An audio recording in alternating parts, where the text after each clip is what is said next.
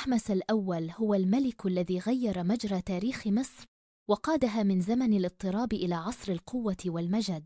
ولد أحمس في أواخر الأسرة 17 في طيبة، في وقت كانت فيه مصر تعاني من احتلال الهكسوس لشمال البلاد، ومنذ صغره تربى على الشجاعة، وشهد كفاح أسرته لاستعادة الأرض والكرامة، فحمل السيف مبكراً وأقسم أن يحرر وطنه مهما كان الثمن.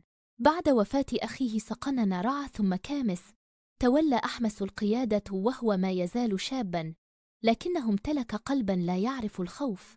بدأ بتجهيز جيشه وتدريب جنوده على أساليب القتال، ثم تقدم نحو حصون الهكسوس معتمداً على التنظيم والقوة والإصرار.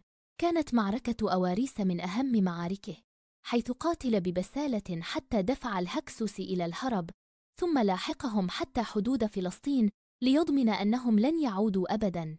بفضل انتصاراته عاد الأمن إلى البلاد، ووحد مصر من جديد بعد سنوات طويلة من الانقسام. لم يكتفي أحمس بالحرب، بل بدأ بإعادة بناء الدولة، فاهتم بالمعابد ونشط التجارة وفتح الطرق مع الجنوب، مما أعاد لمصر قوتها وهيبتها. وفي عهده بدأ عصر الدولة الحديثة، أقوى عصور مصر الفرعونية. أحمس ليس مجرد ملك محارب، بل رمز للإصرار والوطنية، وقائد أعاد لمصر استقلالها وفتح أمامها باباً جديداً من المجد. لقد ترك بصمة لا تنسى في تاريخ الحضارة، وأصبح اسمه علامة على الشجاعة التي لا تنكسر.